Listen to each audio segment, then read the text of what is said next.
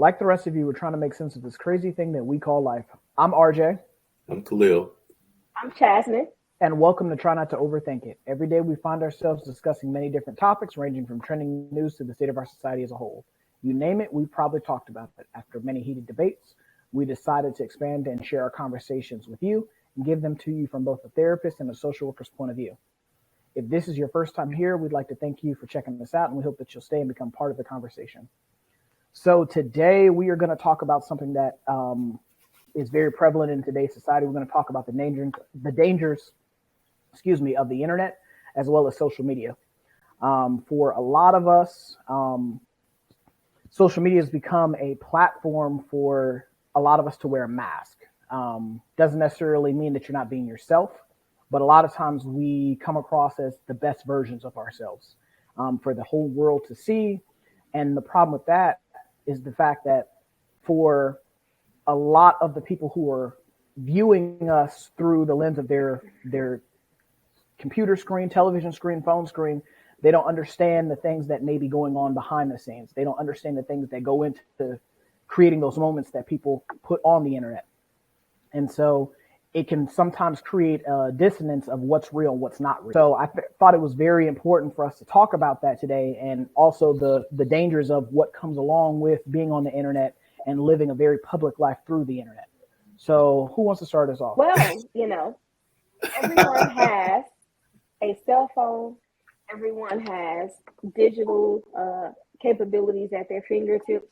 And I think modern society has lost touch with the intimacy aspect of living just a normal life. Excuse me. I think like now we have to be very aware and cognizant of what's going on, just around us, not just on social media. So I think the danger of it is not just us having access to it. However, it's the thought or, the reason for having it. And it has psychological impact on us as well. So I think that is, essential to know how to use it, know how not to abuse it, and knowing the manners to use it as well. Right. Yeah, I agree with that. I think that for a lot of us, the internet, social media, whatever you want to call it, is like anything else. Too much of it can be a bad thing. Mm-hmm. Like for some of us, you see where some people are completely addicted to, some form of the internet, rather that be TikTok, rather that be Instagram, rather that be Facebook, scrolling on YouTube. You see people form these addictions to things, even like where you have some people where they form addictions to porn, Right. through watching it on their phone, or watching it on their tablet, or watching it on their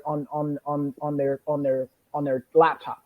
I mean, it just becomes a thing where you spend more time. Like the first thing that a lot of people do nowadays when they first wake up is check their phone.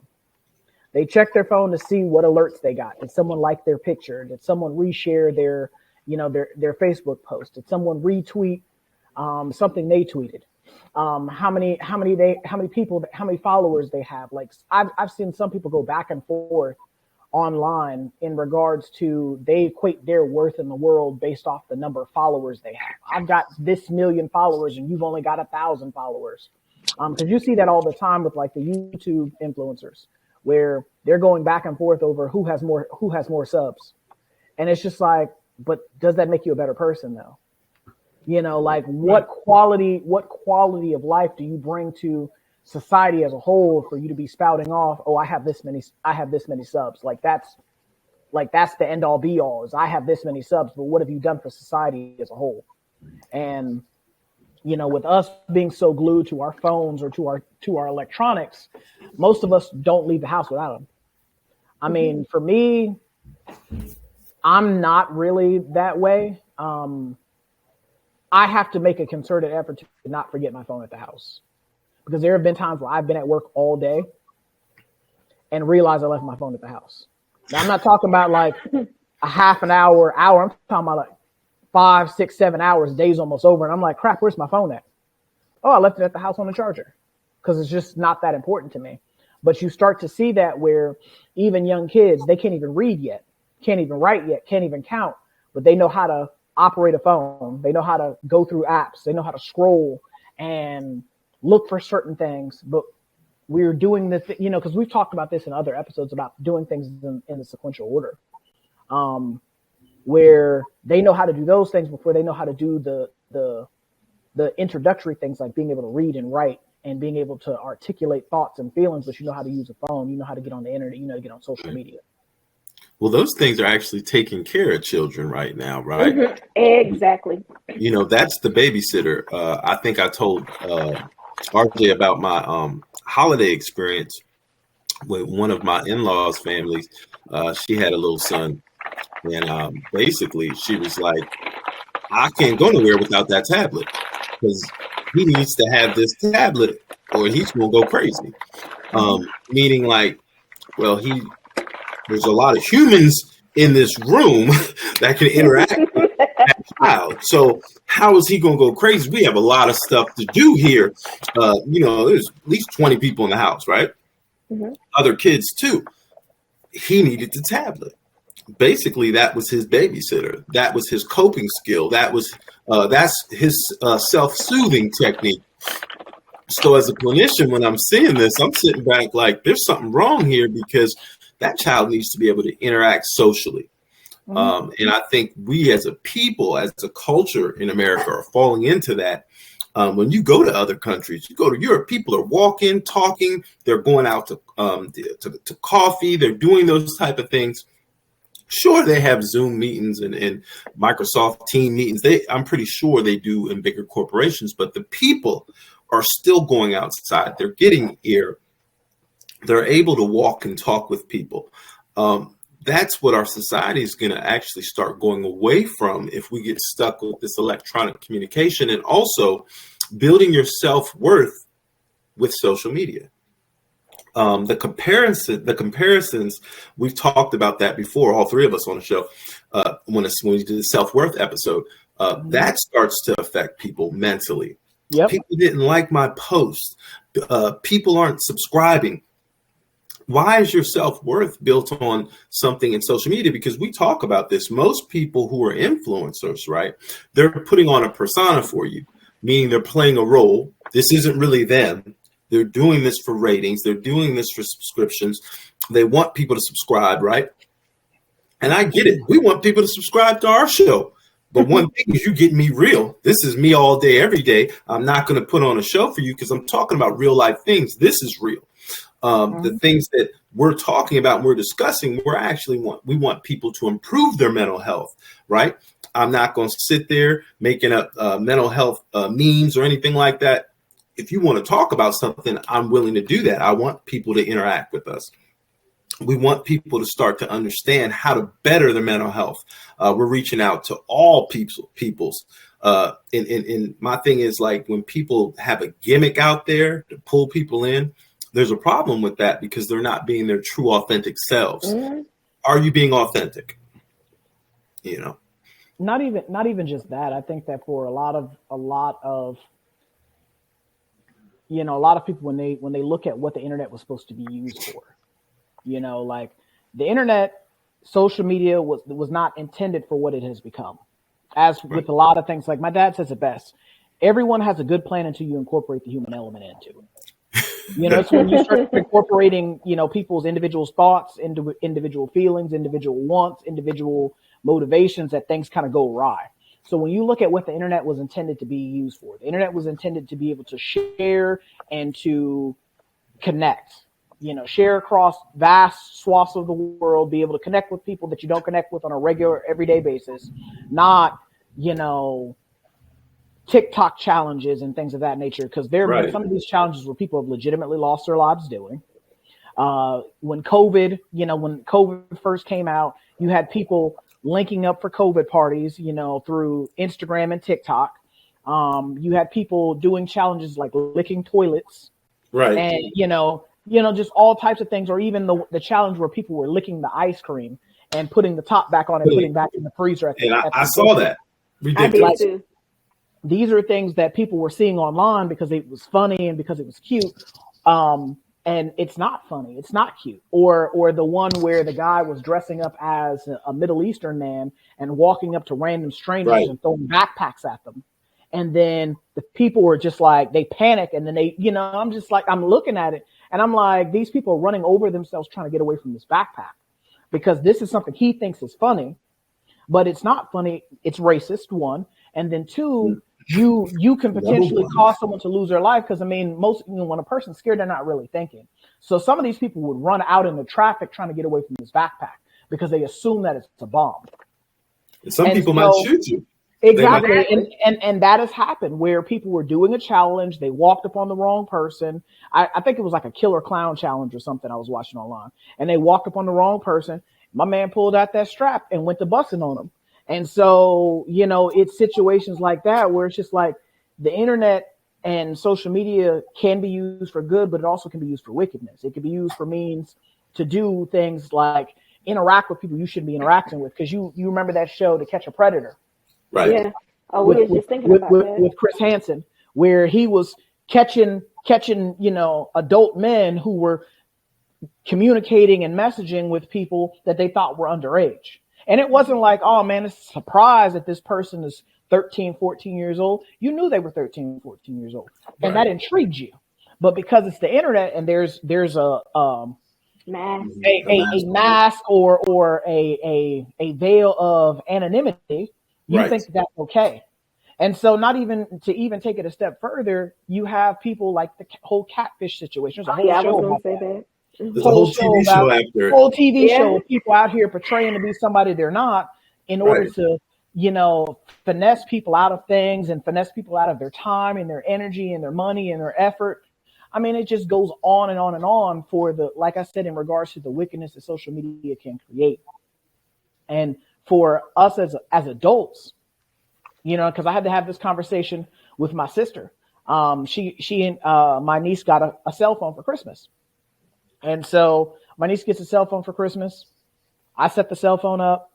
I told my sister, you're going to need to watch her. Because again, it becomes a situation where you're paying more attention to your phone and then you're not paying attention to things you're supposed to be paying attention to. Right. And I mean, it doesn't just happen to children. It happens to adults too. Cause my younger brother, he had that problem. My dad, because we were all on the same family plan, my dad could see who was on the phone and what time they were on the phone, who they were messaging and what they were messaging. So he's seeing my brother when he getting the phone bill, he's seeing my brother be on the phone at 2, 3 o'clock in the morning, but then you fall asleep in class. Right. So, who are you talking to at 2, 3 o'clock in the morning? But then you don't have the same energy. He's bunned up. He's bunned up. That's pillow talking at the time. Them pillow talking. So I'm sorry. Like at some point in time, you got to say, hey, I got to go to sleep. Like you got to prioritize things. I got to go to sleep. If this person is really for you, they're going to understand that there's things that are going to take precedence over being on the phone at 2 or 3 o'clock in the morning. Right. And the funniest thing is the mental health aspect, right? I think people are forgetting about that. The longer we're on the screen from that white light that's hitting you, you're actually keeping your mind brain stimulated. Your brain cannot decompress and relax, and it's hard to get sleep. It's recommended that at least an hour before you even try to lie down, that you remove yourself from electronic devices. This isn't something I'm making up. Google it, because everybody like to Google. Google's the new doctor, right? That's your WebMD is Google and your new doctor. If that's your primary care physician, you can Google this. But most people, you can ask any physician, they're going to tell you if you're having trouble sleeping, remove yourself from electronic devices at least an hour before you're about to lay down. So if you're going to lay down at 10 or 11, 9 o'clock, 10 o'clock, you need to put the phone down. You're going to have to release it. Because the brightness from the phone simulates like sunlight. And us being humans, we tend to be up during the day and sleep at night. So as long as there's sunlight out, your body, it throws your circadian rhythm off. Yeah.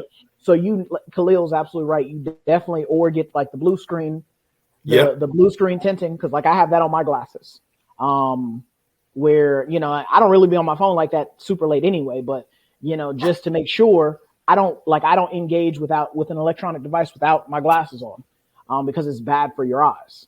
Right. It's just one of those things where like you said, you have to take a break. have to take a break because it gets to a point to where you lose the ability to socialize with other people around you. And I have a client now where that is one of her major issues, is the fact that she doesn't know how to socialize with other people. Mm-hmm. Like, her socialization is me.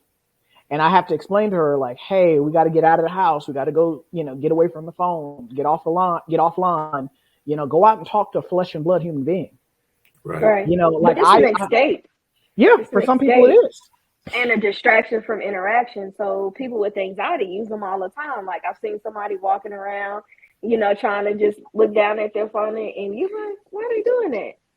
He was like, well, ma'am, I have social anxiety. It was like, that's a mask. Like, nobody would probably ask you that unless you just walked around and was like, hey, wonder why that person's on their phone. I have a cousin too. We were in probably over Christmas break and just looking at the phone. Like, we just trying to have conversation, just looking down, like, constantly. So the mental aspect too, I think, like, a lot of people use it as a distractor from what's going on within the environment too. And, I guess it eases anxiety for some people, but not all.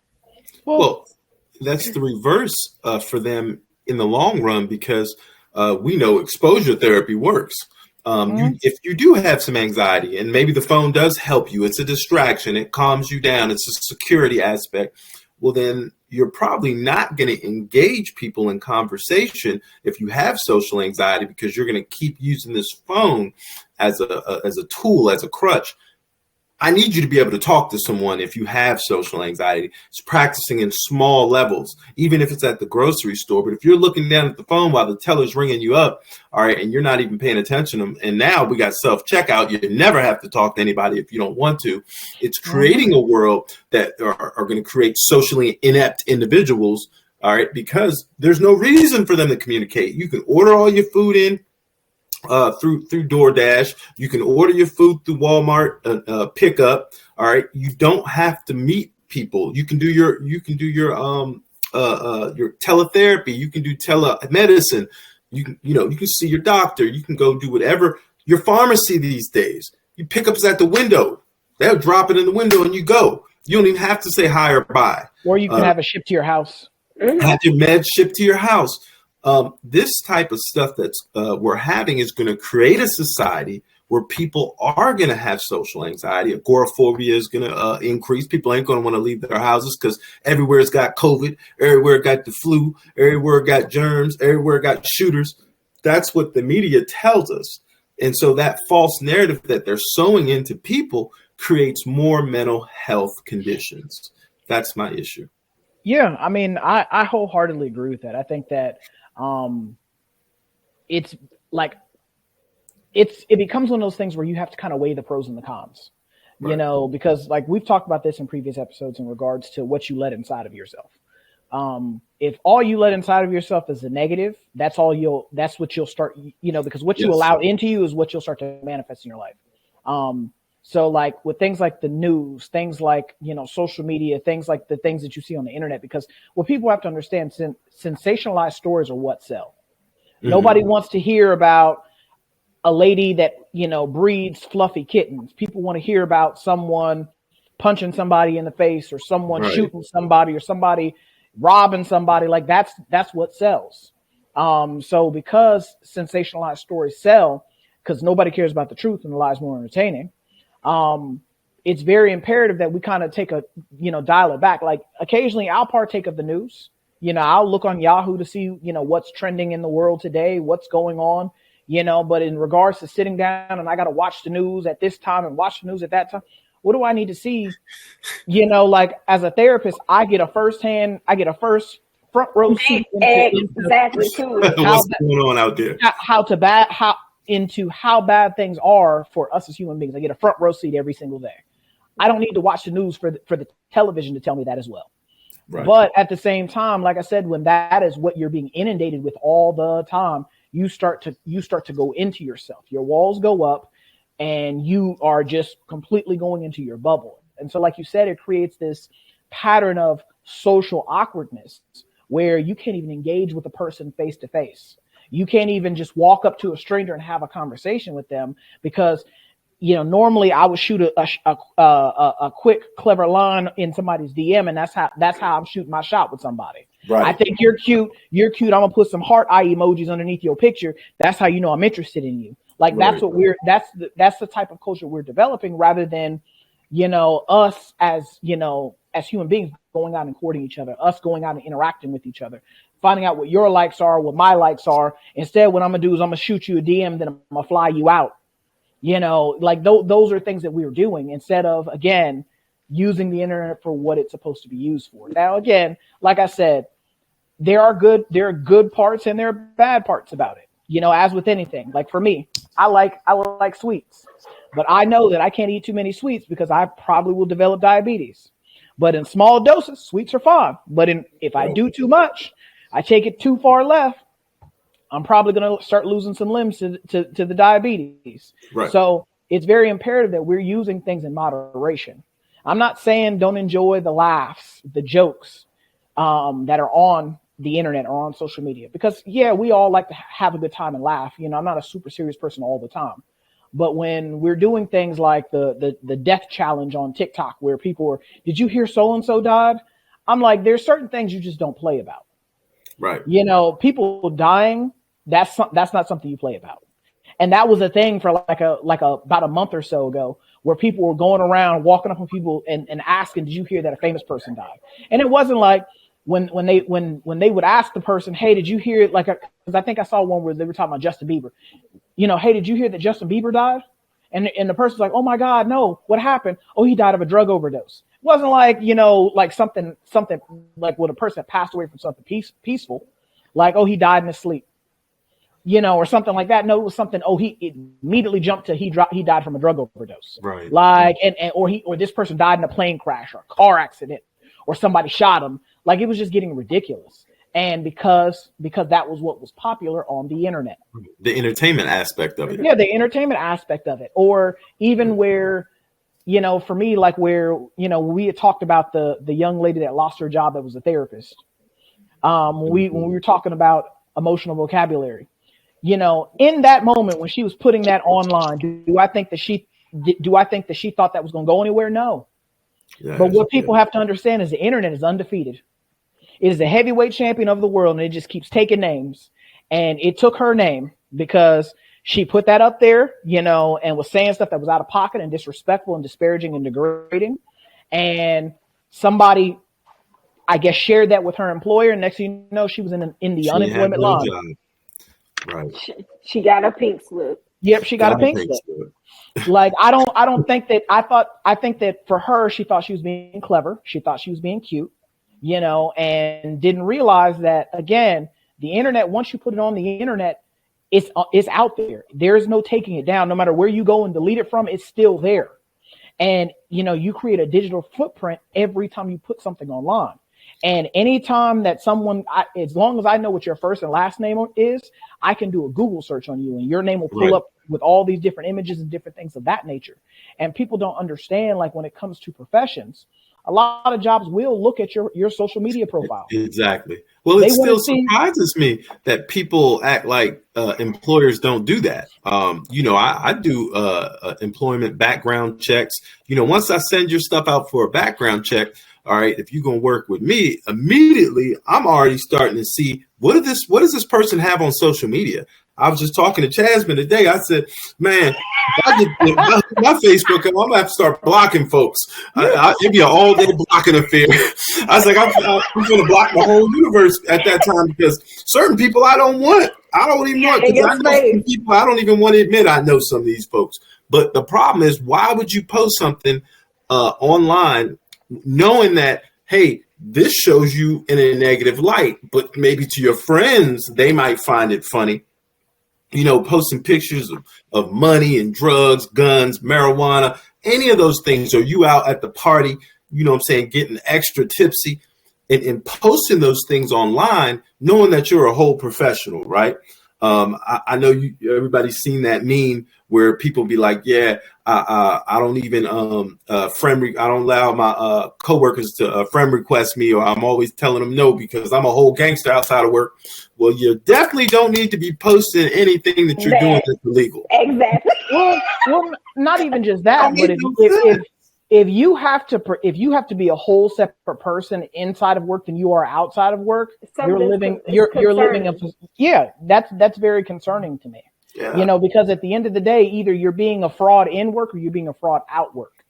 The two. So I mean, it's too much effort in living at that point where I'm trying to fake and be somebody that I'm not. And so, for my rule of thumb when it comes to posting anything online or doing anything for the internet, would I want my mother only post Bible verses? Well, not even just that, but I look at it like this right here.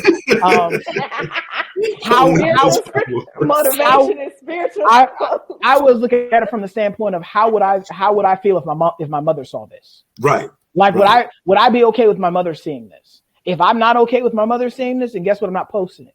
I'm not going to be certain places because what a lot of people don't understand is may not necessarily be you, but it may be the people around you that get you in trouble. There have been times where I've seen where people have gotten in trouble because they were hanging out someplace. They didn't know where they were at. They just knew that they were there with somebody else, and it turned out that that event or that place they were at was someplace they shouldn't have been. So I remember I was reading an article where this service member, he ended up getting put out of the military because he was at a rally. Now he didn't know it was a rally. He was going with someone else. And pictures were taken, and those pictures got out. And was it an anti-government rally or something where they were protesting the government? I think it was either an anti-government rally or it was like one of those racist type rallies. Right. And so he didn't know that that's what it was. And granted, he was in plain clothes, he was in civilian clothes. So, but again, those pictures got out. Tough questions got asked. And so then it's like, well, if you don't share those views, why were you at that event? I mean, what, and that lost words at that time. Like, what? I just got an invitation. I'm sorry. Was I really there? Invitation. Somebody invited me. And so it's situations like that where, again, because as the adage says, you are the company that you keep. So if you're friends with this person and this person felt comfortable enough to bring you to this event, clearly there's something there. And so this guy argued that, hey, that's not how I view things. That's not what I believe. But again, you were in that place at that time in order for that picture to be taken. Right. So because you were in mutual interest. Yep. Yeah, so because you were because you were in that place at that time for that picture to be taken, for it to be on the internet, now it's out there now. You can't take that back. Well, that's how conspiracy works. How do you think a lot of these people get these big RICO charges and stuff like that? They seen you in pictures running around. What? And you seen all them Atlanta rappers? Come on now. Exactly. Thug, Young Thug, Gunna. Like, I was like, really? Like, y'all actually was in a game. Right. I mean, especially with young brothers sometimes, yeah, you will be affiliated. There's a lot of people who are affiliated.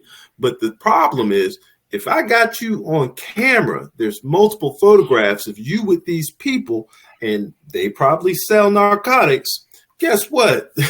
Conspiracy. Yeah, depending on what they've done, if you're there at that time, especially some bodies start popping up, why wouldn't they bring you to trial? I just, you really have to put those two and two together, man. And if that's the life you live, I don't have a problem because you're doing whatever you do. But at the same time, in order to keep yourself out of these situations, like RJ said, you probably shouldn't be at these events with these people. Well, I mean, a lot of people don't think that they're ever going to go someplace. Because, I mean, you think of like with the Cowboys owner, Jerry Jones. That picture that came out of him when he was like, but I think he's might have been like 15, 16 years old. That man's almost 100 years old now. I think he's in his 80s. Yeah, so he's almost 100 years old. That was multiple lifetimes ago. Right. When you think of how old we are right now, that was multiple lifetimes ago. So something that he did multiple lifetimes ago was being brought and dropped in his lap right now, and he's almost 100 years old. So that's where, like I said before, it's very, I'm not saying that people can't change, people can't grow, people can't evolve, people can't become better versions of themselves. Not saying that at all, but a lot of times what happens is your past will get brought back to you through social media and the internet. And people don't really realize that. And so for me, and me and my sister, we laugh about this all the time because like when we were teenagers, we wanted to be on the Real World. Like we used to watch it every week. Not anymore. And I used to want to be on the Real World. I'm like, man, I can't wait till I get old enough. I'm gonna be 18. I'm gonna be doing this. I'm gonna be doing that. I'm gonna be wild. I'm gonna be going to parties all the time. I'm gonna be getting drunk. I'm gonna be doing all these different things. And then as I got older and I started realizing, like, my name means something. Right. My last name means something. It don't just represent me. It represents everybody else that's in my family. So the last thing I'd want to do is disrespect my name by going out here and doing something foolish. Yeah. And your brand. Yeah. And your brand. Chasman always talks about that. It's a brand. Yeah. Once you start getting incorporated, you have your own license. This is a brand that you're protecting. You can't do any and everything. You can't do it. And you can't be any and everywhere. I mean, that's the thing. Like, even now as an adult, there's certain people I will not have around me. There's certain things I will not have around me. There's certain places I will not go. If you going, I ain't going. Because I know, I know again, certain things are going to come up. People like to pull out their phones because we all live in an age where everyone has a camera on the back of their phone. And I mean, again, there's been good and bad that has come from using the camera phones, crimes that would have otherwise gone unsolved because someone pulled out their phone and was recording, justice was served. Right. We've seen that in the last 4 or 5 years. Justice was served because somebody pulled out their phone and was recording. But then there have been other times where people were recording things like where we had a client where got hit by a car, and instead of people going and rendering aid, they're over there recording it on Facebook Live. Mm-hmm. Like, it's stuff like that bothers me because, again, you completely throw away the humanistic aspect of this event. And instead of putting your phone down or getting on the phone to call 911 or going over there to render aid to possibly save this person, it was more important for you to be the first one to record it on Facebook Live. Right. Well, like my first experience with that, and it really touching home, is we had a mutual client, and she was probably had been up for weeks on drugs, and she's mentally ill, and she was walking through the streets talking to herself. RJ knows who I'm talking about, and Chasman, you might have heard us mention her before. And I'm not going to say any names so she can remain anonymous, but somebody had recorded her, and she almost got hit by a car. She was walking literally like in circles, screaming and yelling at the top of her lungs. We know she needed help, but at that time, the people who were recording her, they made a meme from this. And it made it look like this was funny, but this is someone who's severely mentally ill. They're on drugs. And she was walking through traffic, probably was about to get hit, and barely made it across the street. This was inappropriately dressed for the weather. Inappropriately dressed, not really wearing any clothing. And this was a whole 30-second video of seeing this person. And then they took the video and made it into a meme. At that time, that's when it really started to hit me that how come nobody's offering this person help? Or obviously she's mentally ill, or calling the police, or trying to get someone to get her somewhere where there's help. Like, we had another client that they did that very same thing to, where it became like a where is Waldo type thing, where, when you see her, she's always dressed inappropriately. Not like, from when I say inappropriately, I'm not saying like from a sexual standpoint, but from a standpoint of just throwing anything on. Right. And so she's become famous around town. And so people will literally post pictures of themselves with her on Facebook and tag their location. And it's become like a Where's Waldo type thing. And I'm like, you recognize that she's not well. You can physically look at her and tell that she's not well based off the way that she's dressed. And then when she's talking to you, you can tell that she's not mentally well. And instead of pointing her in the right direction, calling for assistance, you guys instead pull out your phone and say cheese and post it on Facebook and tag your location to turn it into some sort of, Def Comedy Jam. And it's to me, again, like, I like that really bothered me, because like the way I always look at it from the stand, as a provider, is how would I feel if this was my family? If your family member. If this was my mom, because for most of us, if you don't really know, most of us probably have someone in our family who is mentally ill. Right. Because mental illness is not something that we blanketly talk about as casually as we talk about the styles of clothes that we like to wear or the color of our hair or things of that nature. Normally it's been something that's like a family secret. And so for me, you can't always physically look at someone and tell that they're mentally unstable or mentally unwell. It's not until you start to have a conversation with a person, a protracted conversation, you start to see that the dots don't connect in the conversation. But for me, my mom's always taught me that treat people the way you want to be treated. So I lead with respect because I command it in return. So when I see that, and the fact that people think it's appropriate, appropriate and comical to be posting about it, to making jokes about it, this is a human being. And instead of getting her some help, finding out, hey, did you eat today? Where are you staying? Where are you staying at?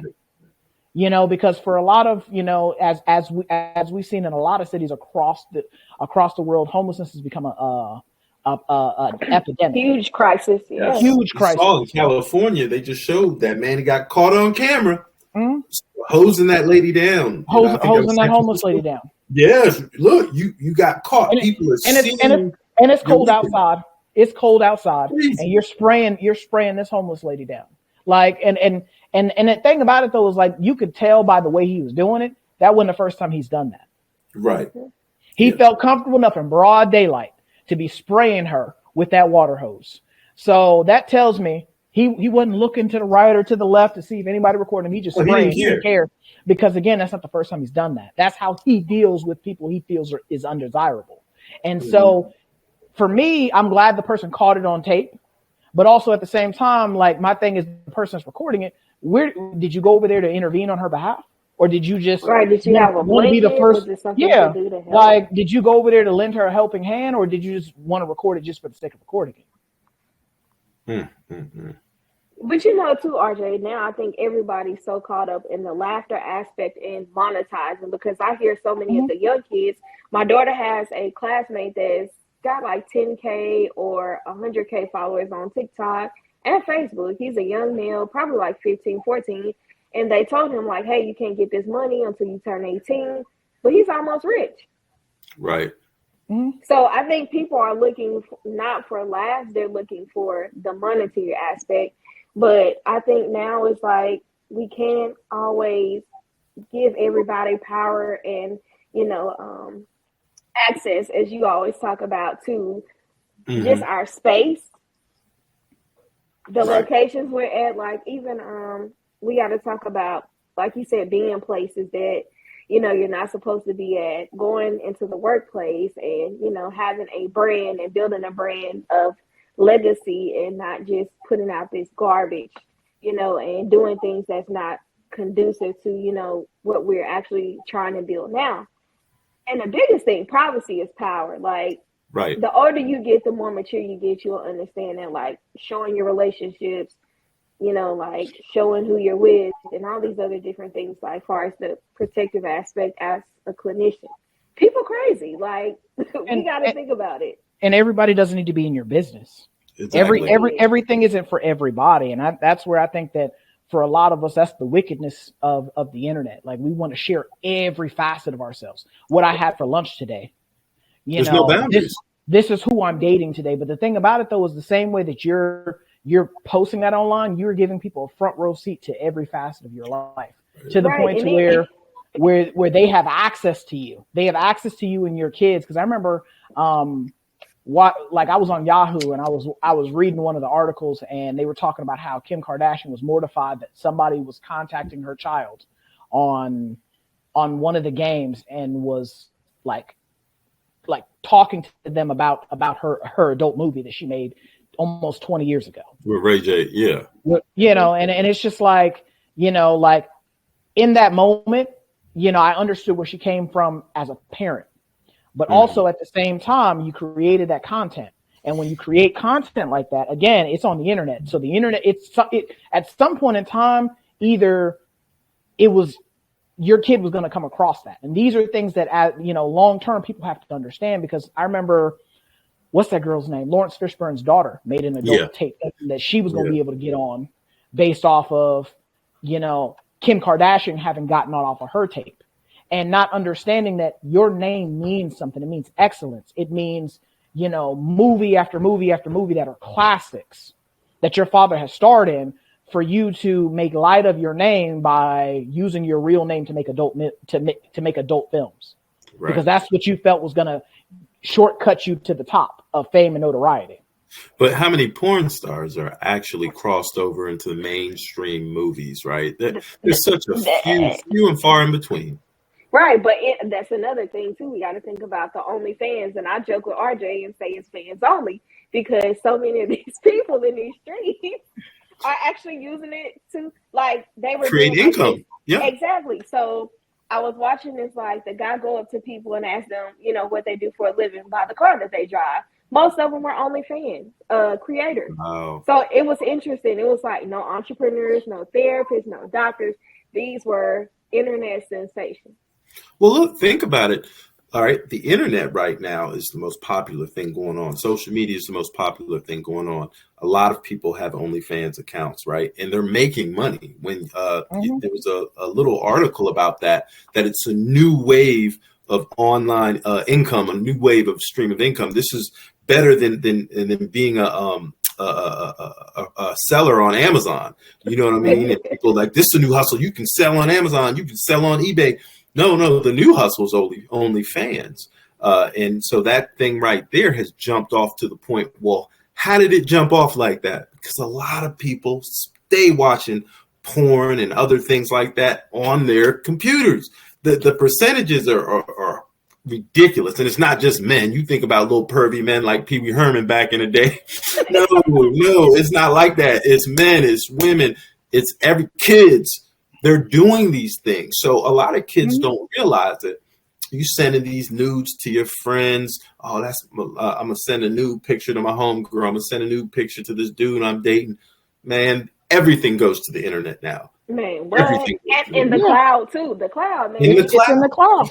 And that's what people don't understand. Like, to the point, it was getting so out of pocket to the point to where they had to start creating, laws like the revenge porn law. Right. Where you're releasing intimate videos or intimate pictures of your former partner. How did they get those pictures and those videos? Because baby, you better not put this stuff out there like that. We're sending them out there. And so, well, let's not even create that content in the first place. Exactly. Because you can't put it out there if you didn't create it. Put that camcorder down, put that phone down, bring that into the bedroom, leave that shit.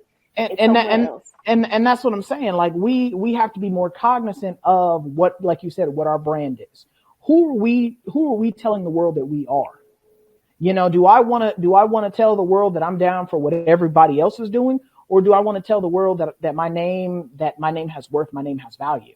And I think that if we kind of look at it from that standpoint, you'll kind of see that people will kind of autocorrect. You won't see a lot of this craziness online. Even for me, like when I was, as I got older, I started realizing I had to stop surrounding myself with certain things. Because for me, I'm not gonna lie. I am not gonna tell you a lie. Weekly, I used to be on World Star. They used to have the World Star fight comps, and man, I used to be on there weekly. Every Friday, I think it was every Friday it used to come out. I'd be on there every Friday looking for it. And then I had a revelation one day. I'm like, why am I so entertained by people fighting each other like that? And the fact that someone, instead of breaking it up, because it wasn't like they hit each other a couple times and then that was it. You're beating someone until the point to where they're asleep. Like I remember one dude he got beat so bad he was snoring. And I was so amused by that. But I'm like, that man could have lost his life. Because a lot of times in those fights, it's not like it's regulated by somebody's, okay, this person's not fighting anymore, let's stop this. It goes too far sometimes. And even when the PlayStation 5 and the Xbox One first came out, people were in the Walmart fighting over a game console. And people are recording it instead of breaking it up. Right. Instead of breaking it up, we're recording it and watching and egging it on. But that's what we do for the internet. And so, like I said before, the internet, that's not what it was used for. It's for us to be able to talk to grandma over WhatsApp, who may live in a whole nother country. Because I know, the psychiatrist I work with, Dr. Yedla, she communicates with her family members through WhatsApp. I had a client's mom Me who, too. that's how she contacts her family in another country, is through WhatsApp. She had lost the WhatsApp, didn't know how to use her phone, didn't know where the app was.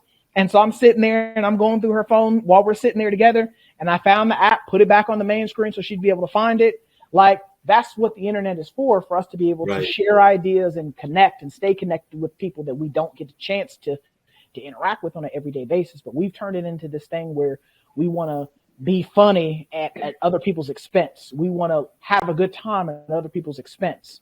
We want to share every facet of our lives. Everything ain't for everybody. Access to you is a privilege. It ain't a right. And to me, you know, for me, there are times where I'll take whole breaks from social media. I will not post for like 6 months at a time. I won't be on that bad boy at all. People are like, oh, you don't post nothing, because I have a life. Yeah, I have other things that I'm doing. Yeah, I'm talking to people in person. I'm moving real different around here. Real different.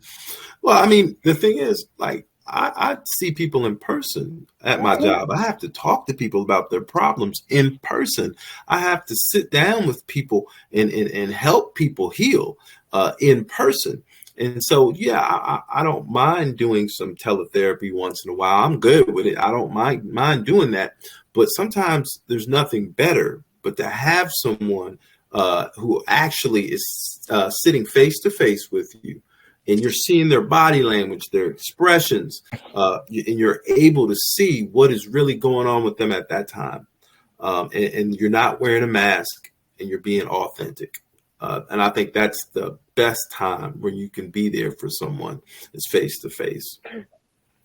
And as clinicians too, I think it's overwhelming and draining to go on social media and see all the troubles, and like you said, RJ, seeing all the negative things going on, because typically people are not posting good things. Like last week in our area, like it was a shooting and it was like 200 shell casings and a lot of people got killed, like younger people. So like I just like try to detach as much as possible, like from seeing all that stuff, because it does weigh heavy on you.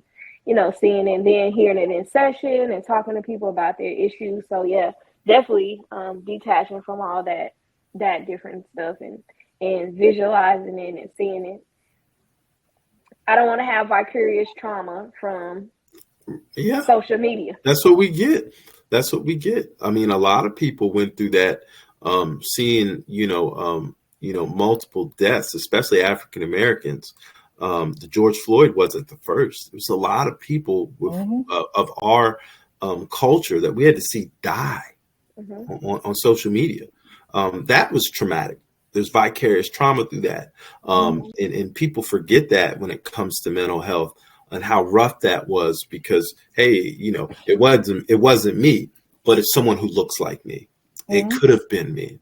And that's enough stress right there. I want to mention, a lot of people talk so much stuff about the city of Sodom and Gomorrah. And I was going to bring up Ezekiel 16:49 because it really hits me, because people don't care about other people. And so it says, now this was the sin of your sister Sodom. She and her daughters were arrogant, overfed, and unconcerned. They did not help the poor and the needy. That's the real sin of Sodom and Gomorrah. Everybody only wants to put the sexual sin out there. That's the real sin, is they don't care about anybody else. They didn't take care of the widows. They didn't take care of the poor, the needy. They weren't looking after other people. And that's the type of society where we're getting to right now. And it hurts me because, we're so busy trying to get social media likes that we'll post people getting beat up. They had a lady in the on the Metro bus. They're whooping her tail. And these young folks, they were pretty young, about 4 of them. This is nothing but a few weeks ago. And they were posting that like it's cool. And I'm sitting there like, that could be somebody's mother, father. That could have been my mom. You know what I'm saying? And it's kind of like, there was no mercy. There was a lot of people on that train, and all they were doing, on that bus, all they was doing is recording and taking a step back. And I'm like, wow. What are we right now? What type of animal are we? Because we're not being human beings. It's kind of funny. When you look at that, everybody wants to be called this and that and want to have status on their names. But what are you really living up to if you're going to sit there and record someone being beaten? What type of person are you? Yeah, I mean, and that's the crux of the issue is I feel like the internet and just the extension of it has started to dehumanize us. Mhm. We've lost the things that have made us human. The ability to communicate effectively with one another. Right. The ability to empathize and put ourselves in the place of somebody else. We've lost that facet because I don't have to anymore. Because again, everything is through a computer screen, a phone screen, a tablet screen. It's never face to face anymore. Right. But Like, go ahead. But I think too, like, as far as the younger generation, we've lost touch with teaching them the appropriate response as far as like being respectful, the etiquette, Mm-hmm. as far as like going into certain environments, being in the workplace, having important conversations. Like, you should not go to a job interview and not know how to talk to somebody. Right. You shouldn't go to church and be dressed like a hoodlum. There is appropriate times and places, and I think social media has done that just by letting people see these unrealistic things that people are doing and unrealistic expectations. I know Mm-hmm. when we were growing up, the only place you could see some wild stuff on was TV, and you Mm-hmm. had a certain period of time, A like lot. after 9 or 10 o'clock, that Showtime showed, HBO showed, uncut, but you weren't supposed to be up. Like RJ, you said your dad was looking at the phone bill. So Mm-hmm. I mean, like now it's like, hey, I just got this phone in my hand. I can go pull up the porn anytime I want to. I Right. can go, see what this person doing. He dressed like a hoodlum today at church. Let me go over here and see what he doing. So it's just like, dang, like have we really lost touch of having home training? Like that's just the initial aspect of it. Like, where's your manners? Right. Well, I mean, because like I said, we're detached. We've become detached. I was having this conversation with one of my coworkers one day, and I had to tell because it was three of us. It was me, and two of my female coworkers, and one of my female coworkers she had left. And I told her when she got back, I said, "Don't you ever leave me here with that lady no more by myself," because she was telling me that her we were talking about relationships and we were talking about the importance of communication. How most 99.9% of relationships are destroyed and obliterated by a lack of communication. Communication. Yeah. And so, she was just explaining about how her first marriage and then now her second marriage is being ruined by pornography. Where her husband would prefer to watch porn than be intimate with her. And when we're talking about this, I'm just like, in What's my mind, wrong? I'm like, our friendship has gone to a whole different level. If you feel Right. comfortable enough sharing this with me, and and like I had to explain to her, the studies have shown that what ends up happening as a man when you are watching porn is you become desensitized because Yes. you don't really see women that look like the porn actresses, because they are actresses, just like the male performers are actors. You don't really see females look like that in real life. You don't see females that look like that in real life. So if that is what you are being stimulated by all the time, Right. when you go to talk to a regular woman, it just don't do it for you no more. It's And not giving you the so feels. it's not giving you the tingles or the And look, goosebumps. the messed up part about it is that they forget these people are acting. They got wigs on, boob job, butt job. They got all sorts of makeup on. They're changing the camera angles. This isn't real either, and It's not real. Exactly. it's It's not entertaining. real. And you'd be surprised. Like I'm always entertained whenever I watch the interviews where people are interviewing the performers, and they're Mhm. sitting down and explaining like, "Hey, we were shooting all day for that 20-minute scene. We shot all day. Two We shot hours, all 3 day. hours. That And 15 or you 20 worn minute out at this shoot, point. that was all day. We had to take a break. We had to go back. We had to do Make it this. look perfect. We were shooting all day long. Like, and so for us as the consumer, we don't, like I said in the very beginning, we don't understand everything. We just see the end result. We don't see everything that went into that end result. And so, as I explained to her, that's something that you and your husband will have to sit down and have a conversation about. Because again, if you feel so strongly about him and his proclivity to watch whatever he likes to watch in his free time, then you need to have a conversation with him as his wife. That's something that you guys, hey, maybe you guys might want to watch it together. You know, Do whatever try, you need to do. do whatever you need to do. But like, Pass it in my up over mind, there. because in my mind, I'm just like, this is really weirding me out that she's talking to me about this. Yeah. Okay, how But did you feel? How then? did you? Yeah, right. How did you get that Exactly, conversation? what was it like? How'd that I start? be over there like. so we were just talking about just in general about just communication, because I mean, even like because I can text somebody, most of us don't really have conversation with people anymore. Yeah, And so if I can text you, if I can email you, if I can Teams message you, if I can Skype you, if I can send something indirect, a lot of people would do that because I don't want to hear your mouth anyway. And so the thing about it though is, like, I always try to explain to especially younger people, anything that I have that's important to say to somebody, I'm never going to put in black and white. Why? Because scientific fact that two people can read the same passage and interpret it two different ways. Yeah, so, and I'm reading it in your voice. I'm reading it in your tone, or whatever tone that you had during the last conversation. Exactly. And so something as simple as you accidentally having the cap lock on could make the all caps a different way. So for me, if it's something that's going to be more than a sentence long, I'm about to walk and we about to have a face-to-face conversation. Hey, look, if I see all caps, there's an issue. Like, I ain't even reading it. Like, at this point, look, nah, it's gonna stay on the if it's longer than a paragraph, I'm telling you now, anybody listen to this, if you send me something that's longer than a paragraph, I'm going to read it for grammatical errors first before I read it for content, and then I may send it back to you and tell you to fix this. You didn't send me a long drawn out. This a long drawn out sentence is like this long. You sent me a whole Harry Potter novel in a text message. Anybody got time for that? But like, that's how that conversation came about, because we were just talking about communication as a whole.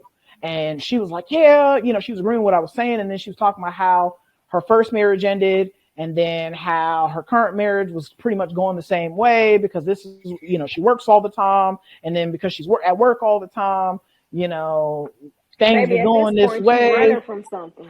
And so like I had to tell her, you need to have a conversation. That's just what it is. It boils down to having a conversation. And for a lot of us, because again, it's just easier to be on some sort of electronic device. Conversations are a thing of the past. Interactions are a thing of the past.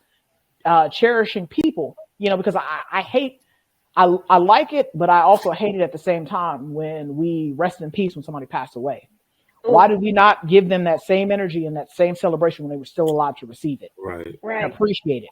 But then when they pass away, then we're so super sad and we want to say rest in peace. We're wearing t-shirts. We'll wear t-shirts. And, the last conversation. Pictures.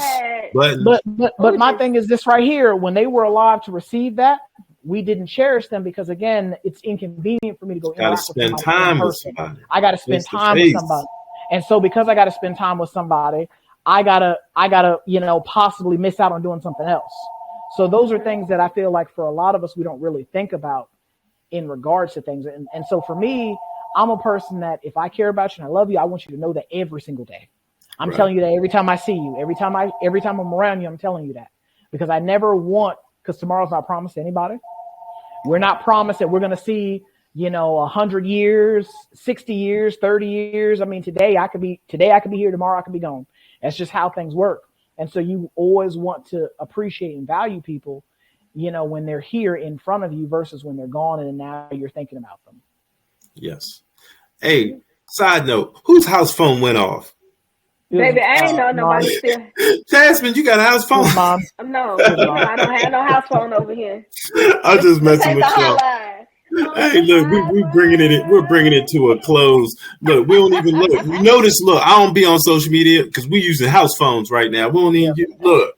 That's how we live. It's some stalkers and creepos on social media, baby. When people calling you through Facebook, that's annoying. You don't even know them. Like, baby, we ain't never met. So you about to get blocked. Block game strong. I mean, if I only know you through social media, there's a problem. Pictures. Hey, look, if I only know you through social media, there's a problem to me. That's true. You ain't got my regular phone, you can't text me. I probably don't know you. Somebody send me a request. I will look to see how we know each other. If I don't remember you, I'm gonna ignore. Deuces on you. I have no idea who you is. Because like most social media will give you suggestions based off of your mutual connections. Right. And so if I don't know you, I mean, but see, this is the problem. See, that's what happened. Y'all be on the phone too much. That's how Siri can listen to you. Siri, Siri, and Google. Siri, and what's the Amazon one? Yeah, Alexa. Amazon Echo, Alexa. They be They all listening know to what y'all. you're doing. They know what y'all be doing. The Y'all, feds watching forever. The feds. Well, see, I stay off the grid. I ain't got to worry about none of that. They ain't never gonna catch me. Neither.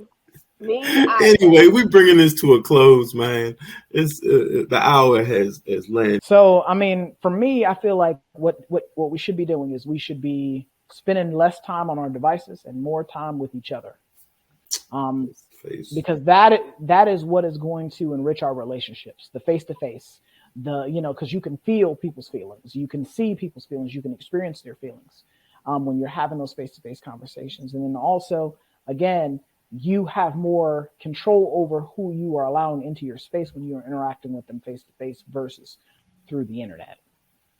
Right. I'm going to say love without contingency, such as the likes, the followers. Just be somebody's genuine friend. And then lastly, remember, there is no statute of limitations on the internet. Keep your privacy, private information, private parts to yourself. Yes. And for our mental health, all right, I think both my colleagues talked about it, touched on it. Try to help someone. Reach out and help someone. Don't just record. You know what I mean? Try to actually talk to someone, engage in a conversation, and see how someone's doing. Check in on someone. All right? Mm-hmm. Tomorrow's not promised. For sure. So this is Try Not to Overthink It signing out. I'm RJ. I'm Khalil. I'm Chasmin. And we will catch you in the next episode. If you like what you heard, we ask that you stop by our YouTube channel, and because we can be found on YouTube at Try Not to Overthink It. We can also be listened to at Apple Podcasts, Google Podcasts, Spotify, Anchor, Audible, pretty much everywhere that you can find an audio file, we can be listened to. If you happen to stop by the channel, the YouTube channel, we ask that you like, subscribe, turn your notifications on, because we drop content every week. And we want you to participate in the tribe and become part of the family with us. So we will catch you in the next episode. Later. Deuces.